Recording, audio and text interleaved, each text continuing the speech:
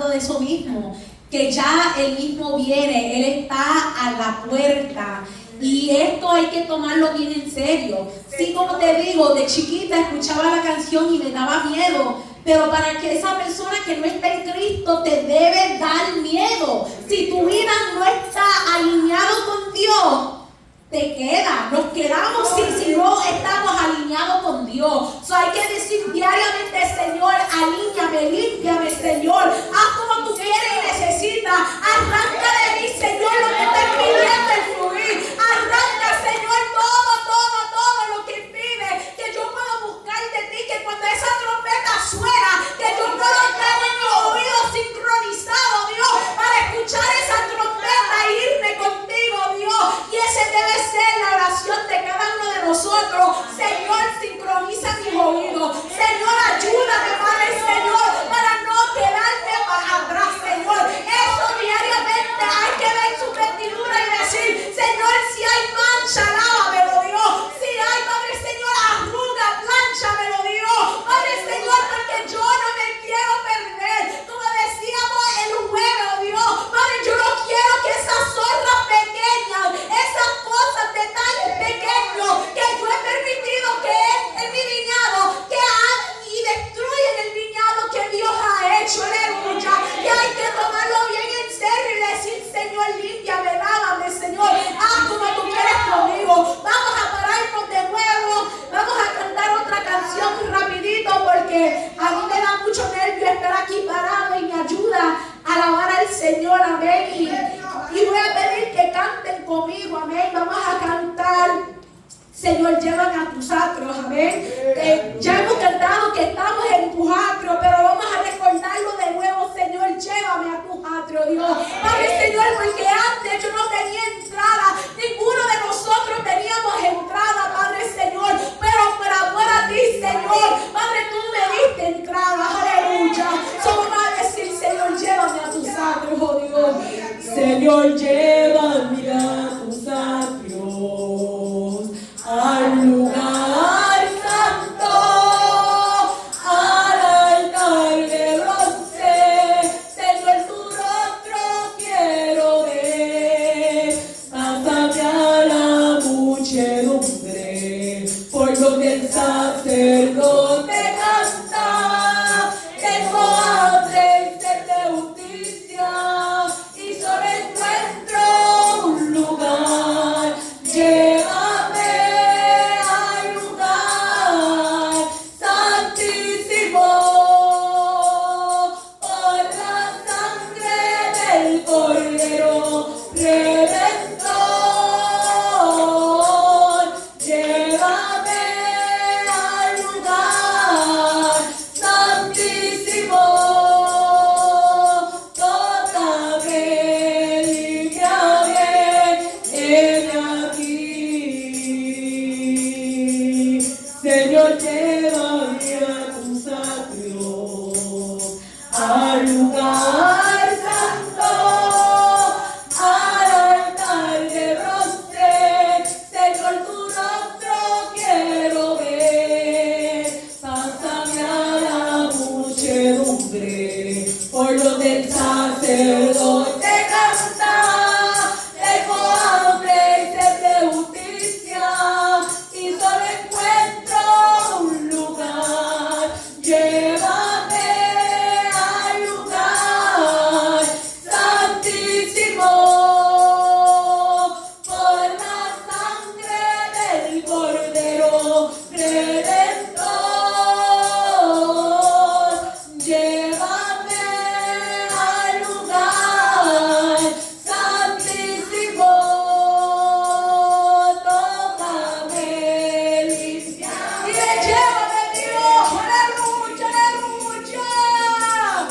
Llévame al lugar santísimo, por la sangre del Cordero Redentor. Llévame al lugar santísimo, tócame, límpiame, heme aquí.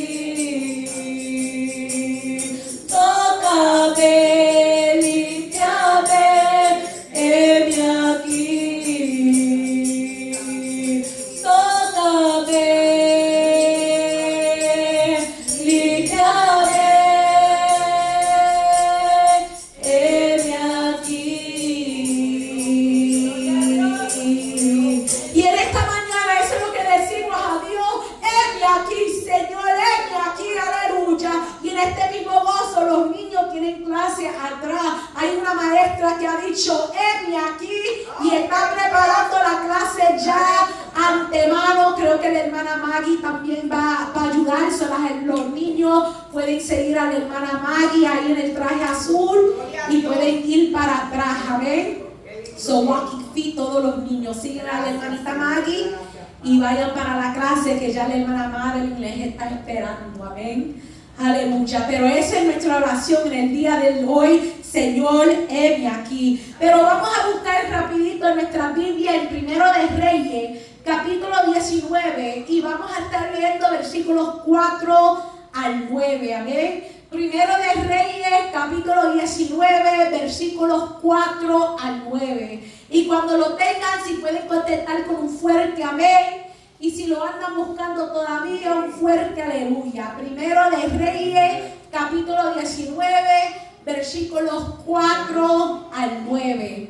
Amén. Amén. Lo tenemos. Amén. La palabra se lee en el nombre del Padre, del Hijo, del Espíritu Santo, y dice: y él se fue por el desierto un día de camino, y vino y se sentó debajo de un enebro.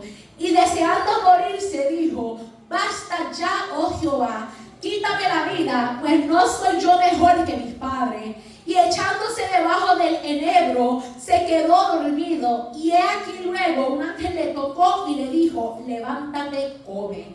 Entonces él miró, y he aquí a su cabecera una torta cocida sobre las ascuas y una vasija de agua, y comió y bebió y volvió a dormirse. Y volviendo el ángel de Jehová la segunda vez, lo tocó, diciendo: levántate y come, porque largo camino te resta. Se levantó pues y comió y bebió, y fortalecido con aquella comida, caminó 40 días y 40 noches hasta Horeb, el monte de Dios. Y ahí se metió en una cueva donde pasó la noche, y vino a él palabra de Jehová, el cual le dijo: ¿qué haces aquí, Elías? El tema de hoy es: ¿y qué tú haces aquí? ¿Qué haces aquí tú, Ana María? ¿Qué haces aquí tú, cada uno de nosotros? Amén. Voy a pedir a la pastora si puede orar por esta palabra que Dios va a ministrar el día de hoy, que ya me ha ministrado. Amén. So voy a pedir a la pastora si ore. Amén. Poderoso Dios, Señor, te damos gracias en esta mañana. Gracias, Dios, Señor, aleluya. En estos momentos, Dios mío, Padre Santo, sabemos, Dios, que tú has puesto palabra de vida en sus labios, Señor. Y yo te pido, Dios mío, que así como ella predique esa palabra, Señor, que cada uno de nosotros, Señor, podamos sentir y podemos, Señor, Dios mío, aleluya, sentirse esa hambre, ese deseo cada día, Señor, de saber más, Señor, de crecer más, Señor, y eso es lo que queremos, Señor, que cada uno de nuestros hermanos que están aquí en esta mañana podamos experimentar, gloria a Dios, lo que tú quieres darnos a cada uno de nosotros para gloria y honra de tu nombre, Señor. En el nombre de Jesús. Amén. Amén. Se pueden sentar. Amén. Desde el domingo pasado, Dios nos ha estado hablando acerca de su venida. Amén. You can sit down, amén. Dios ha estado hablando acerca de la venida del Señor, que Él viene pronto. El versículo con lo cual abrió nuestra hermana Aurea el domingo pasado fue Apocalipsis 3:11, que decía: he aquí yo vengo pronto, retén lo que tienes para que ninguno tome tu corona. Retén lo que tú tienes para que ninguno tome tu corona, porque he aquí Él viene pronto. El miércoles, iba a decir jueves porque ya tengo programada que es jueves, que ahora en agosto comenzamos de nuevo los servicios martes y jueves, a ver. Pero el miércoles estábamos hablando acerca de la adoración arruinada, que por nosotros estar en este cuerpo, en esta carne, y nosotros siendo, por decir otra palabra, unos carnúos, porque estamos aquí en la tierra, hay que diariamente decirle al Señor: renueva mi mente, renueva mi espíritu, renueva y escudriñame lo que hay dentro de mí, Señor, porque yo no me quiero quedar atrás, porque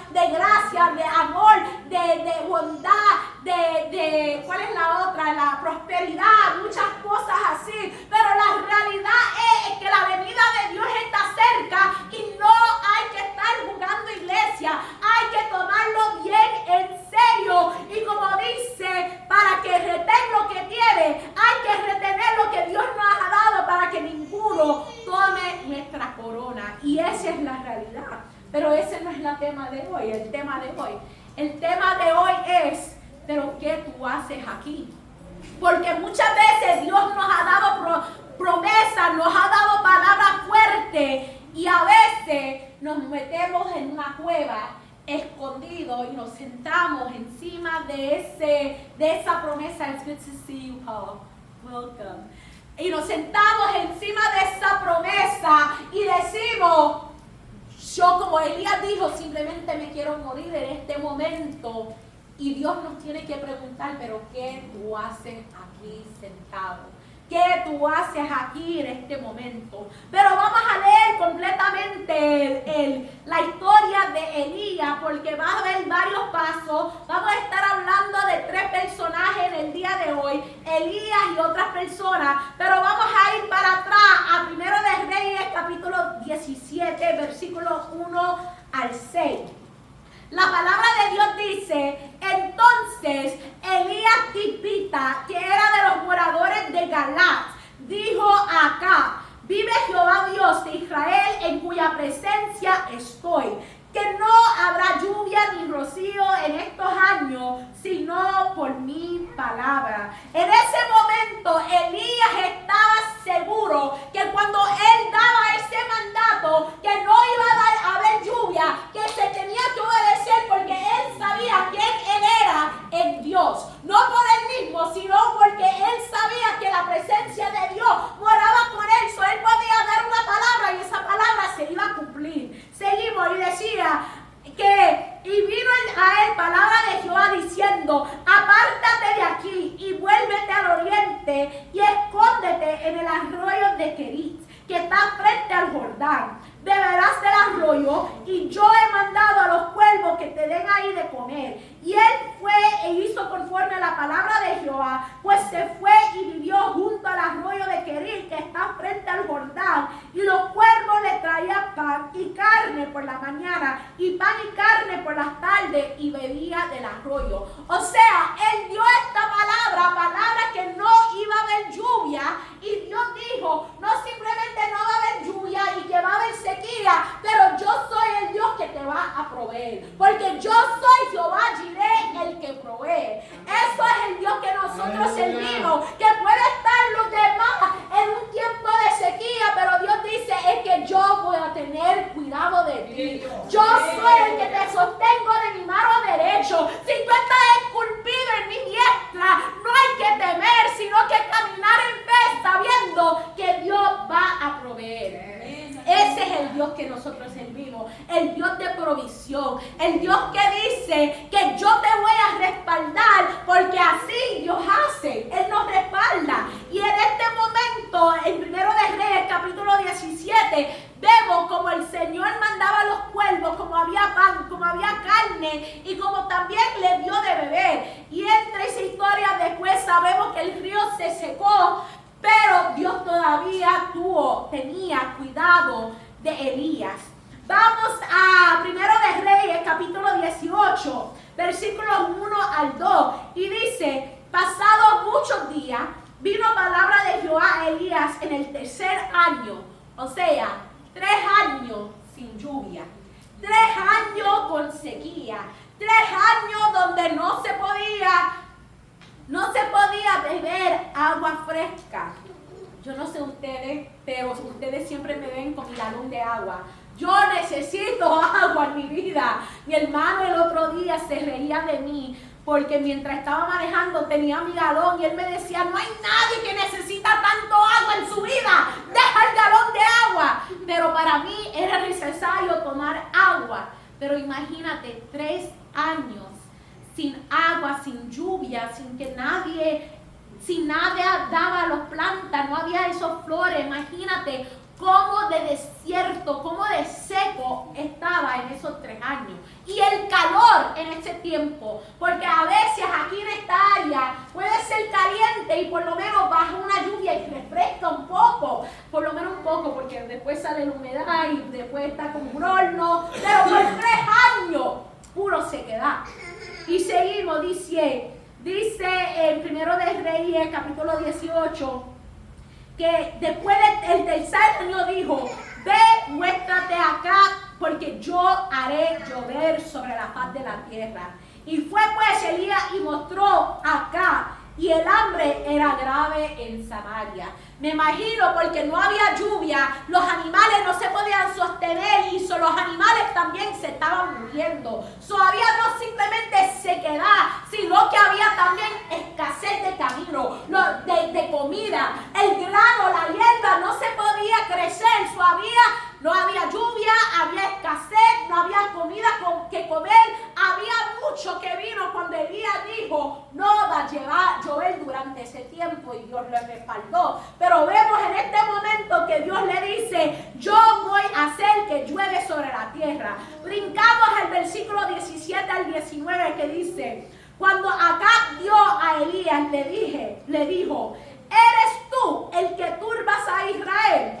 Y él respondió, vamos a pasar ahí: ¿eres tú el que turbas a Israel? La realidad es que Acab y su reina y el pueblo de Dios, ellos mismos se estaban turbando porque no estaban encaminados con Dios. La palabra de no lluvia caer en ese momento era simple un parte de las consecuencias que Dios iba a mostrar, que es Él el que tiene control. No solo profetas de Baal, no es un rey, no es una reina, sino Dios que tiene todo el control. Pero muchas veces cuando las personas están sentados en su pecado, empiezan a poner la culpa en todos los demás. Es tu culpa porque yo no tengo esa agua viva en mi vida. Es tu culpa que yo estoy pasando escasez. Es tu culpa que estoy pasando hambre. Y es tu culpa que yo estoy turbado en este tiempo. Y no tomamos responsabilidad por las consecuencias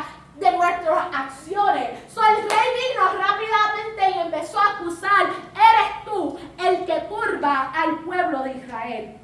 Y él respondió: yo no he turbado a Israel, sino tú y la casa de tu padre, dejando los mandamientos de Jehová y siguiendo a los Baales. Envía pues ahora a congregarme toda Israel en el monte Carmelo, y los 450 profetas de Baal y los 400 profetas de Acera que comen de la mesa de Jezabel. Otra vez más mostrando: no soy yo, eres tú que has metido 400 de los Baales, 400 de los Acera, y no simplemente lo has metido dentro del pueblo, sino que están comiendo de tu misma mesa.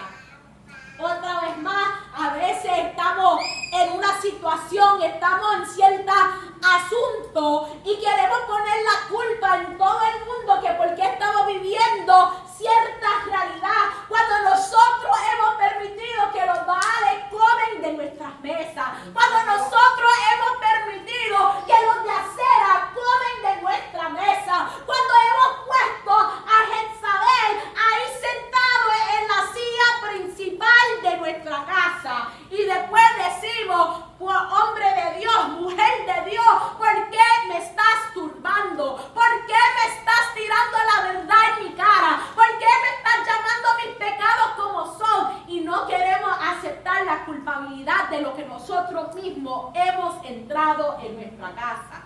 Ay de nosotros. Por eso Dios nos ha estado hablando que hay que retener lo bueno, que hay que estar preparado, que hay que decir: Señor, escudriñame, muéstrame lo que yo he permitido que se ha sentado en mi mesa, lo que yo he prometido. La palabra dice que el Señor prepara, adereza mesa delante de mí en presencia de mis angustiadores, pero venimos nosotros y nos sentamos en esa mesa con los angustiadores y le empezamos a dar de comer también, le empezamos a alimentar, cuando Dios dice: yo te quería separado de ellos y tú ahora estás ahí bien amigo con esos angustiadores, cuando yo te quería separar de ellos.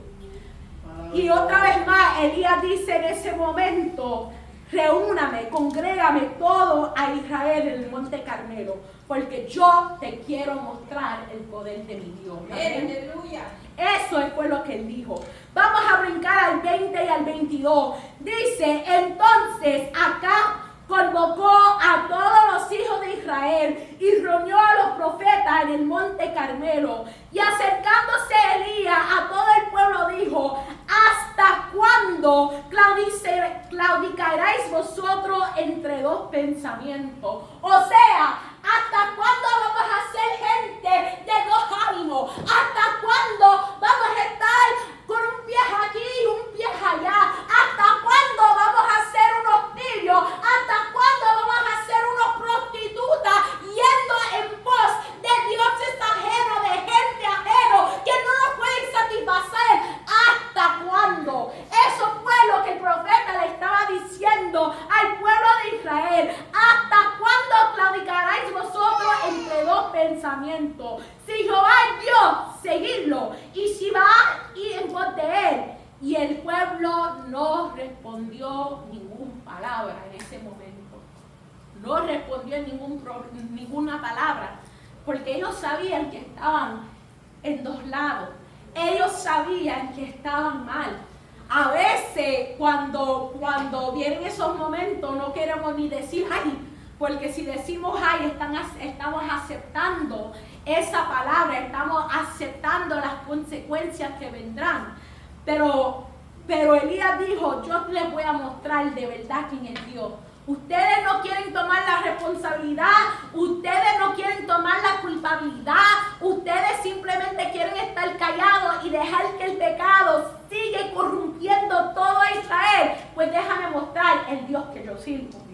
Y brincamos al 23, dice: de solo pues 2 bueyes, y escojan ellos uno, y córtenlo en pedazos, y pónganlo sobre leña, pero no ponga fuego debajo, y yo prepararé el otro buey, y lo pondré sobre leña, y ningún fuego pondré debajo. Invocad luego vosotros el nombre de vuestros dioses, y yo invocaré el nombre de Jehová, y el Dios que respondiere por medio del fuego, ese será Dios. Y todo el pueblo respondió: bien dicho. En ese momento decía: ok, vamos a ponerlo a prueba. Buen dicho, vamos a ver lo que va a suceder. Entonces Elías dijo a los profetas de Baal: escogeos un buey y preparadlo vosotros primero, pues que sois lo más. Invocar el nombre de vuestros dioses, mas no pongáis fuego debajo. Y ellos tomaron el buey que les fue dado y lo prepararon e invocaron el nombre de Baal. Desde la mañana hasta el mediodía, diciendo: Baal, respóndenos. Pero no había voz ni quien respondiese. Entre tanto, ellos andaban saltando cerca del altar que habían hecho. En ese momento gritando: Baal, Baal, haga algo, muestra tu poder, muestra que tú estás conmigo. Pero Baal, el Dios sordo, porque no es el Dios verdadero, no es Jehová el Roy, el que nos ve, el que nos escucha, no es Jehová Gibor, el que está vestido como varón de guerra, porque es general de generales. Baal es simplemente un impostor que había entrado, que habían dejado entrar en el campamento y no podía hacer nada. Y dice que en ese momento que Elías se burlaba de ellos, diciendo: gritad en alta voz, porque Dios es. Quizá está meditando, o tiene algún trabajo, o va de camino, tal vez duerme y hay que despertarlo. Y ellos empezaban a clamar más alto, en más grandes voces, y se sajaban con cuchillo y con la seta conforme a su costumbre, porque era un Dios que necesitaba que ellos se cortasen, un Dios que necesitaba ver el sangre de ellos, que tenía que verlo en dolor, y decía: hasta que chorreara la sangre sobre ellos. Pasó el mediodía y ellos siguieron gritando frenéticamente hasta la hora de ofrecerse el sacrificio, pero no hubo ninguna voz, ni quien respondiese ni escuchase. Otra vez, muchas veces entramos a gente, puede ser gente, puede ser diferentes cosas que entramos a nuestra casa, puede ser diferentes amistades que entramos a nuestra casa y lo ponemos antes de nuestros familiares, antes de nuestro Dios, y después pedimos ayuda, socorro, auxilio, y no hay nadie que esté ahí. ¿Por qué? Porque hemos puesto nuestra confianza en otra persona, en otra cosa que no sea Dios. Y después estamos preguntando por qué no hay auxilio, porque tú estás sirviendo o has dejado entrar algo que no puede hacer nada por ti. No solo eso, puede ser algo que está demandando un sacrificio de ti, algo macabre, algo para hacerte doler, porque la realidad es que el diablo simplemente ofrece dolor, tristeza, depresión, angustia, ansiedad, pensamiento de soledad. Y después decimos, Señor, ¿por qué me siento de esa manera? Otra vez más, ¿qué hemos introducido a nuestra casa? ¿Qué hemos alimentado en nuestra mesa? ¿Cuáles grietas hemos abierto en la torre fuerte que hemos dicho sobre el altar? Porque muchas veces estamos construyendo un altar, y en vez de hacer altar al Señor, empezamos a hacer sacrificio a otras cosas, a otras costumbres, cuando Dios te manda a hacer altar al Señor, y empezamos a poner nuestro enfoque en otras cosas. Y después pedimos, Señor, ¿por qué no hay auxilio? Señor, ¿por qué no estoy viendo tu gloria? Señor, ¿por qué no estoy sintiendo el fuego? ¿Por qué no estoy sintiendo tu presencia? Porque estamos invocando a veces a dioses ajenos. A veces decimos, no, es que yo no estoy alabando a ningún otro Dios, pero ¿qué tú estás poniendo primero en el altar de tu corazón? ¿Qué estás poniendo primero en el altar de tu casa? Aun cuando llegas aquí en esta iglesia, cuando tienes que estar alabando a Dios, ¿cuáles pensamientos tienes en tu mente que te están impidiendo traer el sacrificio al altar de Dios? Por eso es bien necesario, como dice ese versículo, llevando cautivo cada pensamiento a la obediencia de Cristo. Yo no quiero que mis pensamientos me alejan de la presencia de Dios, pero si tengo pensamientos que el enemigo ha tirado esos dardos para contaminar mi mente, yo tengo el poder de arrestar ese pensamiento y decir, yo te llevo cautivo a la obediencia de Cristo. Ese pensamiento lo pongo en el altar y lo quemo en la presencia de Dios, porque eso no viene de Dios. Una artimaña del diablo para hacerme salir del camino, y yo diariamente voy a renovar mi mente, Señor, porque yo no quiero traer nada aquí al altar de Dios que no sea un sacrificio para la gloria de Dios, en vez de sacrificar a los baales. Amén. Y seguía en la palabra y dice en el capítulo 18, brincando al versículo 30, dice: entonces dijo Elías a todo el pueblo, acercaos a mí. Y todo el pueblo se le acercó. Era como cuando uno dice una cuenta. Vamos, acércate, vamos a leer una cuenta, van a ver algo especial, porque él sabía que Dios se iba a exhibir. Y dice, se acercó y él arregló el altar de Jehová que estaba arruinado. ¡Wow! El altar de Jehová arruinado. Eso fue lo mismo que hablamos el miércoles acerca del adorador, la adoración arruinada y la importancia de arreglar ese altar. Él dice que él empezó a arreglar el altar, y como él había llamado a los demás, él lo estaba mostrando cómo se arregla el altar de Dios. No es simplemente necesario que uno lo arregle, sino que hay que traer a nuestros hijos, a nuestro cónyuge, a nuestra generación y decir, así se construye un altar al Señor. Decir, así es que nosotros elevamos la presencia de Dios. Así es que vamos a exhibir la gloria de Dios, porque es necesario construir el altar de Jehová. Amén. Dice: y tomando Elías 12 piedras, conforme al número de los tribus de los hijos de Jacob, a cual había sido dado palabra de Jehová,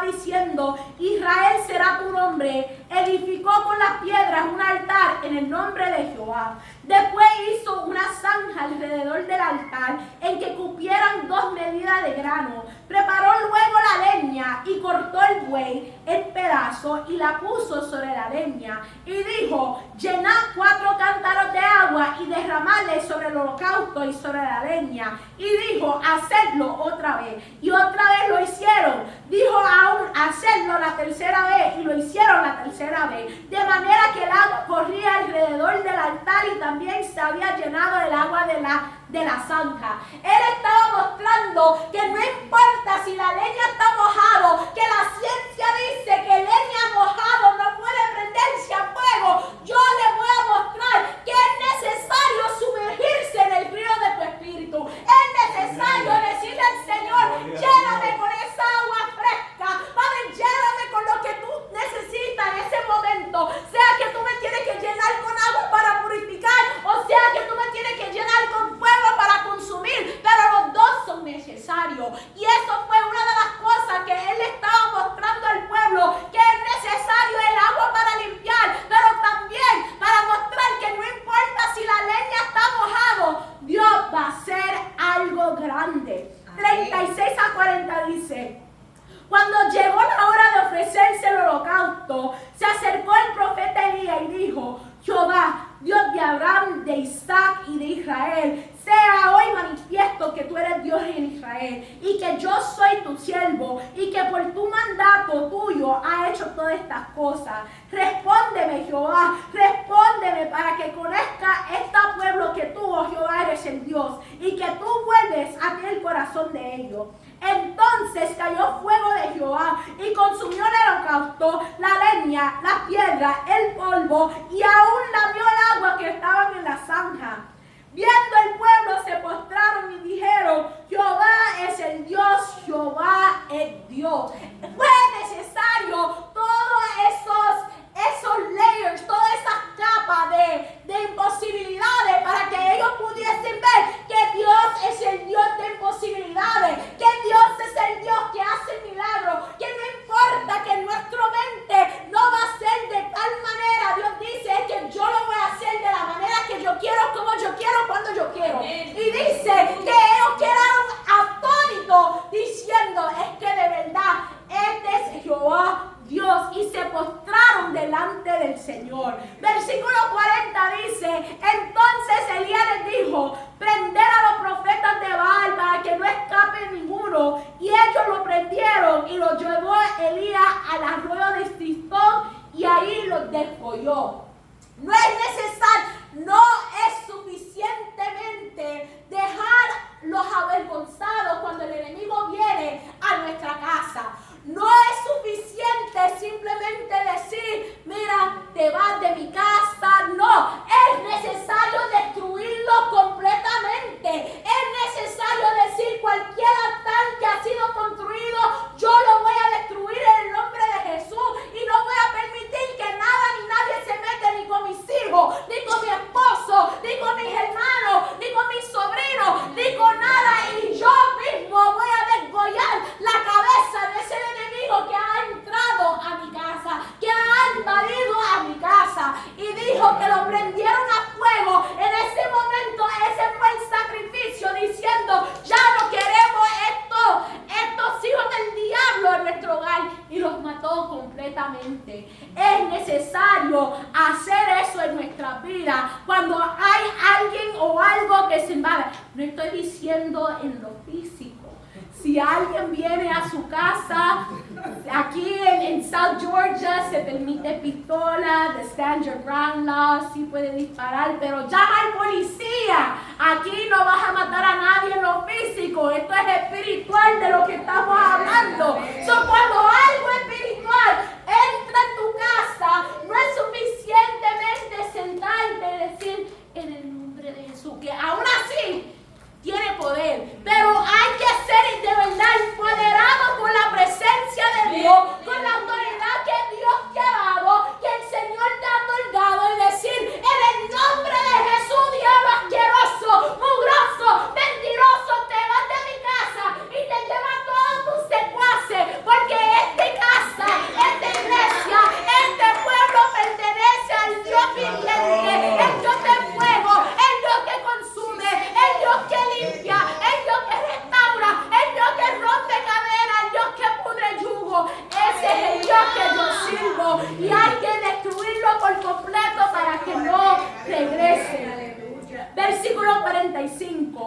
Y aconteció estando en esto, que los cielos se oscurecieron con nubes y viento, y hubo una gran lluvia.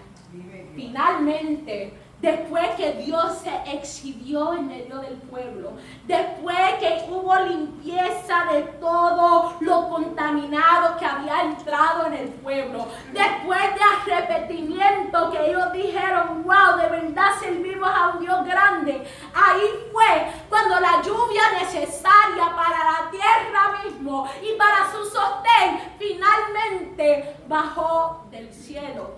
Porque hay que primeramente sacar todo lo que está contaminado y hay que haber arrepentimiento si queremos recibir esa bendición del cielo.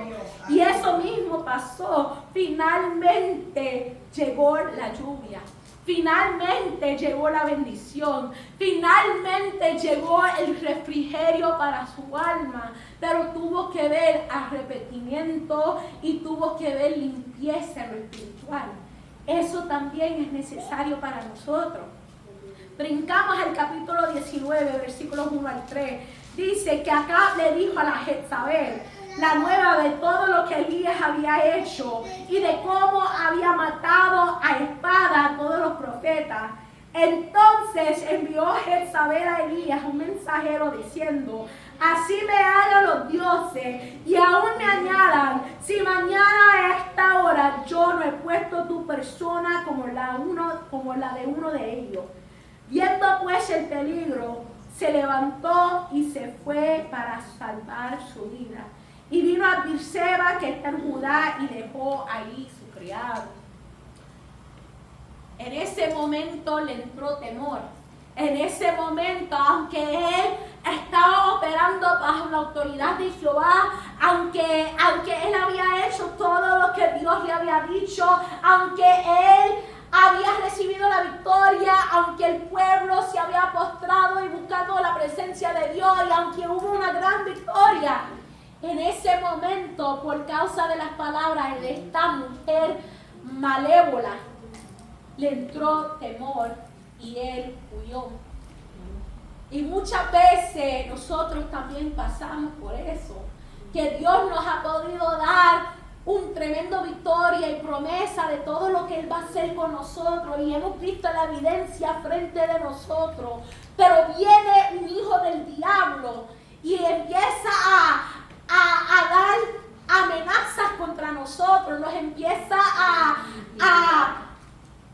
desafiarnos, y en vez de quedarnos parados y decir, no, yo sé el Dios que yo sirvo, huimos, queremos tirar la toalla, decimos yo no puedo. Ahí si seguimos en ese capítulo, dice que él se fue para un desierto por un camino y se sentó debajo de un enebro. Y él deseaba morir, le decía, basta ya, oh Jehová, quítame la vida, pues no soy mejor que mis padres. Y él se tiró ahí y se fue a dormir. Pero en ese momento lo que él deseaba era la muerte, por la amenaza de una mujer. En este momento yo les pregunto a cada uno de ustedes y a mí misma, después de ver la gloria de Dios en nuestra vida, ¿por qué estamos permitiendo que el enemigo, que ya hay palabra dicho en la palabra, que él está debajo de nuestros pies, por qué estamos dejando desafiarnos por palabra de alguien que ya está derrotado? Así mismo como David, cuando él vio a Goliat, que dijo, ¿y quién es este incircunciso que viene en contra, desafiando al Dios viviente? Él se paró firme. Pero qué de nosotros que aún viendo la gloria de Dios, recibiendo la gloria de Dios, recibiendo la victoria que fue tan comido, ¿por qué nos estamos metiendo de nuevo al desierto deseando la muerte? Ahí sigue que llegó el ángel que los sostuvo, y después llegamos otra vez al versículo 9, que dice que él se metió en una cueva donde pasó la noche. Y vino la palabra de Jehová diciéndolo, ¿qué haces aquí, Elías? También nosotros, como le digo, nosotros podemos estar caminando en la voluntad de Dios y viene un problema. un momento de angustia, un momento de aflicción, una enfermedad. Y en ese momento somos bien dramáticos. Ay de mí. Ay, que yo quiero morir, me quiero comer un gusano porque nadie me quiere, quiero ser como un avestruz que hace un roto y se esconde, quiero ser como el salmista que decía, oh, si tuviese alas para volar lejos. Y empezamos a tener esos pensamientos cuando Dios nos ha empoderado para cosas grandes. La palabra dice que mayores cosas haremos. Eso es lo que dice la palabra. Él nos dice que nos ha dado las llaves del mismo infierno. Él nos ha dicho que tenemos el poder de atar y desatar. Él ha dicho que nosotros podemos, que un serpiente nos pique y que nada nos pase.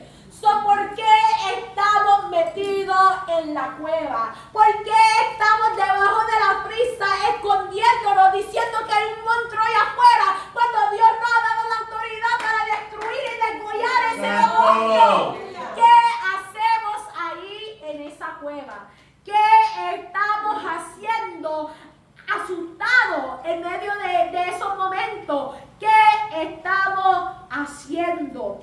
Y dice que el Señor le empezó a hablar. Si leímos en el versículo 10, Él dice, no, Señor, he sentido un vivo celo por Jehová, Dios de los ejércitos, porque los hijos de Israel han dejado tu pacto, han derribado tus altares y han matado a espada a tus profetas, y solo yo he quedado y me buscan para quitarme la vida. Y otra vez el Señor le dijo, sal fuera y ponte en el monte delante de Jehová. Y he aquí Jehová que pasaba, y una grande y poderoso viento que rompía los montes y quebraba las peñas delante de Jehová. Pero Jehová no estaba en el viento, y tras el viento un terremoto, pero Jehová no estaba en el terremoto, y tras el terremoto un fuego, pero Jehová no estaba en el fuego, y tras el fuego un silbo apacible y delicado. Y cuando lo oyó Elías, cubrió su rostro con su manto y salió y se puso a la puerta de la cueva. Y aquí vino a él una voz diciendo otra vez, ¿qué haces aquí, Elías? Y otra vez Dios empieza a dar su excusa. Da su excusa. Dice, me andan buscando para quitarme la vida. Y el Señor simplemente le miró en ese momento, en el versículo 15, le dice, ve y vuélvete por tu camino, por el desierto de Damasco, y llegarás y ungirás a Hazael por rey de Siria, a Jehú, hijo de Nimsi, ungirás por el rey sobre Israel, y a Eliseo, hijo de Safá, de Abel-Meholá, ungirás para que sea profeta en tu lugar, y el que escapare de la espada de Hazael, Jehú lo matará, y el que escapare de la espada de Jehú, Eliseo lo matará. Y lo haré que quedan en Israel 7,000 cuyas rodillas que no se doblarán contra Baal y cuya boca no le besaron. Para mí es bien importante que el Señor le dice, vete otra vez por el camino y vaya a ungir a estos hombres valientes.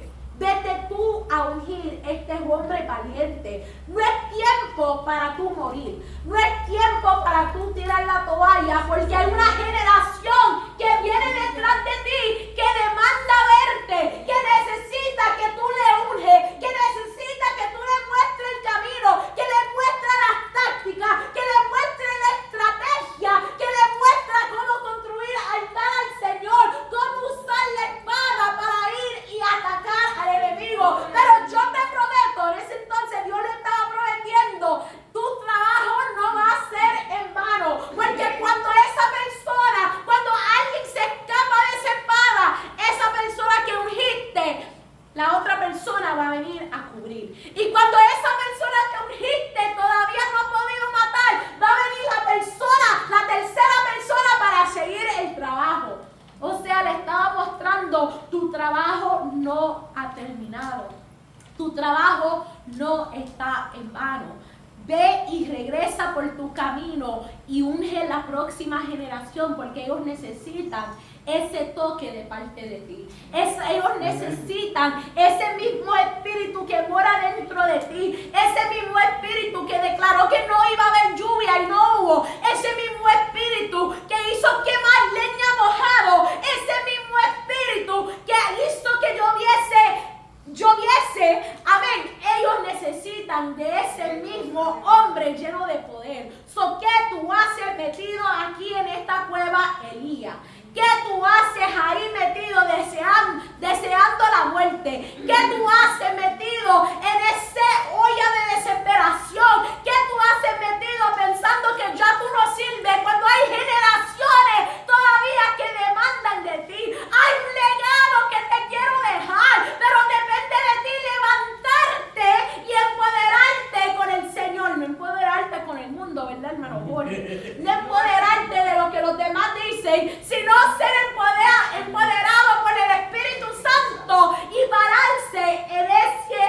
autoridad. Y dice, si seguimos leyendo, habla acerca de cómo finalmente, por esos hombres ungidos, finalmente pudieron destruir a Jezabel, esta mujer que odiaba la profecía divina, una mujer engañosa, una mujer diabólica. ¿Por qué? Porque hubo un hombre que se paró y dijo, si yo no puedo porque ya mi tiempo ha terminado, viene una generación detrás de mí para hacer el trabajo. El pastor el otro día, el miércoles, la hermana Evelyn también lo había mencionado, y ella dijo que yo había dicho que nosotros somos la iglesia de viejitos, y yo me incluyo ahí, yo soy viejita. Es necesario que nosotros, que ya estamos sazonados, que ya estamos más maduros, es necesario nosotros no simplemente decir, estoy demasiado de muy vieja para producir. Todavía tenemos mucho que dar. Hermana Aurea, todavía tienes que mucho que dar. La hermana Orialis, el hermano Jorge, la hermana Raquel, el hermano Benjamín, la hermana Cándida, son una de las más ancianas de la iglesia, los que mencioné, pero estamos aquí. Todavía no estamos para entregar la toalla. Ellos son gente llena de experiencia, gente llena de sabiduría. La hermana Raquel está llena de sabiduría. Cuando uno abraza a la hermana Raquel, sentimos el gozo del Señor. Alguien que podemos aprender mucho de ella. Una mujer gozosa. La hermana Cándida, una mujer que le gusta pararse en la brecha y interceder. La hermana Aurea que ha dicho, yo no voy a soltar mi espada. Amén. La hermana Orialis, una mujer servidora. El hermano Jorge que siempre está dispuesto a ser mentor.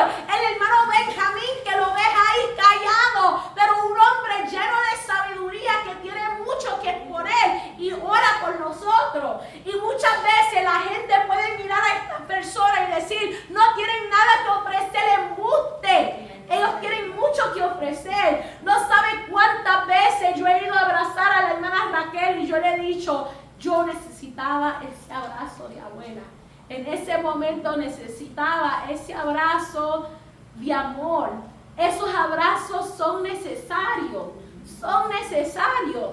Y esos son la realidad que necesitamos gente de diferentes edades que nos van a mostrar que no importa en qué etapa de la vida estamos, todavía somos útiles en el reino de Dios. Todavía tenemos mucho que dar. A veces yo soy joven todavía, pero me siento tan vieja a la edad de 35 y a veces digo, no tengo nada que dar. A veces he dicho, si yo me desapareciera ahora mismo, nadie ni lo notaría. Embuste del diablo, mentira del diablo. Pero son cosas que a veces el enemigo mete en nuestra mente, que si algo nos va a pasar, nadie ni le interesaría. Esas son obras del enemigo para meternos en la cueva, hacernos pensar que nosotros no servimos, y en ese momento nosotros mismos tenemos que hablarnos a nosotros mismos y decir, Ana María, ¿qué tú haces ahí metido? ¿Por qué tú has dejado meterte en esa cueva? ¿Qué tú haces ahí? Y a cada uno de nosotros Dios nos hace esa pregunta, ¿qué tú haces ahí metido? Y puede ser que a lo mejor estás todavía en el altar, estás ahí sentada, pero a veces también sentada en el altar podemos estar desenfocados. Y Dios todavía nos va a preguntar, ¿qué tú estás haciendo ahí? Hay otra historia que se nos está acabando el tiempo, todavía hay tiempo, pero yo sé que hay hambre. Pero una de las cosas que también me ministró era cuando Dios llamó a Moisés que fuese al monte Sinaí. Y eso está en Éxodo 24, versículo 12, cuando Dios le dijo, suba hasta mí al monte. Y ahí el Señor le empezó a dar palabra, le empezó a mostrar cosas ocultas, le empezó a dar palabra y reglas que todavía tenemos en el día de hoy. Pero en Éxodo 32 dice que cuando el pueblo vio que Moisés tardeaba en bajar del monte, la gente se congregó alrededor de Aarón y le dijeron: levántate, hazme un Dios que vaya delante de nosotros. Y dice que Aarón sí lo hizo. En ese momento es una pregunta: ¿qué tú estás haciendo, Aarón? Un hombre que fue llamado a ser sacerdote, pero por el presión del pueblo dejó contaminarse y echó al pueblo, hizo un Dios de oro para que ellos adorasen. En vez de pararse firme y decir: vamos a seguir esperando al Dios que nos sacó de Egipto, en vez de pararse firme en esa autoridad y decir: no, yo no me voy a contaminar, pero se contaminó y dejó contaminar un pueblo entero por las presiones que le estaban dando. En ese entonces Moisés lo hubiese dicho, y yo creo que sí lo dice ahí, que cuando él bajó en el 21, dice: ¿qué te ha hecho este pueblo para que hayas traído sobre él tan gran pecado? ¿Qué tú has hecho, Aarón? Otra vez más, son preguntas que Dios nos hace cuando Él nos ha dado la autoridad para hacer y deshacer. Cuando Él nos ha dado esta autoridad que nosotros no lo merecemos y empezamos a desviarnos. Y es una pregunta simple: ¿qué tú estás haciendo? ¿Qué tú estás haciendo? ¿A dónde estás escondido? ¿Qué tú estás haciendo con los dones que yo te he dado? ¿Qué tú estás haciendo con la autoridad que yo te he dado? Te estás dejando contaminar, te estás dejando manipular, te estás dejando hacer una persona de doble ánimo. ¿Qué tú estás haciendo? Y si seguimos en ese mismo parte, dice que hubo consagración donde los mismos levitas tuvieron que sacar espada. Dice el 28, no, dice el 27: póngase cada una de espada sobre el muslo y pasar y repasar por el campamento de puerta en puerta y matar cada uno a su hermano y a su amigo y a su vecino. Y los hijos de Leví hicieron conforme a la palabra de Moisés y cayeron aquel día unos 3,000 hombres del pueblo. ¿Por qué? Porque Aarón, el sacerdote de Jehová, se dejó manipular. Hubo un versículo que ahí decía, que dice que Moisés, ahora no encuentro el versículo, pero dice que cuando él vio el pueblo desfrenado, porque Aarón lo permitió. Porque Aarón dejó el 25. Y viendo Moisés al pueblo desenfrenado, porque Aarón les había permitido el desenfreno por ser burla de sus amigos. ¿Qué estamos haciendo? Estamos permitiendo el desenfreno dentro de la iglesia simplemente por esa manipulación de ser como el mundo. No nos podemos conformar, no nos podemos contaminar. Hay que pararnos firme y decir: Señor, este es lugar santo, y si la consagración es necesario, me voy a parar firme. En Jeremías hay una porción en la palabra, en Jeremías capítulo 4, dice: así dijo Jehová, versículo 27: toda la tierra será asolada, pero no la destruiré del todo. Por esto se enlutará la tierra, y los cielos arriba se oscurecerán. Porque hablé, lo pensé, y no me arrepentí, ni desistiré de ello. El estruendo de la tierra, de a caballo y de los flecheros, huyó toda la ciudad, entraron en la espesura de los bosques y subieron a los peñascos. Todas las ciudades fueron abandonadas y no quedó en ellas morador alguno. Y el versículo 30 y dice: y tú, destruida, ¿qué harás?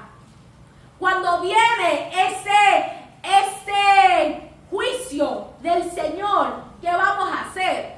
En este versículo dice que la destruida, o sea, estaba comparando al pueblo de Israel a una prostituta. En este entonces, si seguimos el versículo, le dice: ahora que estás destruida porque has permitido que el pecado entrase en tu campamento, ¿qué tú vas a hacer? Y en vez de llamar al arrepentimiento, dice que el pueblo de Israel se vistió de grana, se adornó con atavios de oro, se pintó los ayudase. Pero dice, te menospreciaron tus amantes, buscarán tu vida. Porque oí una voz como de mujer que está de parto, angustia como de primeriza, voz de la hija de Sión que lamenta y extiende su mano diciendo, ay, ahora de mí, que mi alma desmaya a causa de los asesinos. ¿Qué haremos? Vemos a Elías que en medio de la situación se metió en la cueva. Vemos a Aarón que en medio de la presión construyó un Dios a los israelitas. Y vemos a Israel que se convirtió en prostituta cuando estaba en esa situación. La pregunta es, ¿qué nosotros vamos a hacer? ¿Qué vamos nosotros a hacer? En el versículo 14 de Jeremías 4 dice, lava tu corazón de maldad, oh Jerusalén, para que seas salva. Es necesario lavarnos. Es necesario renovarnos diariamente por la presencia de Dios y decir, Señor, escudriñame y muéstrame lo que yo he permitido entrar en mi hogar. Padre Señor, porque yo no quiero huir a la cueva. Hay un versículo que dice, huye el impío sin que nadie lo persigue.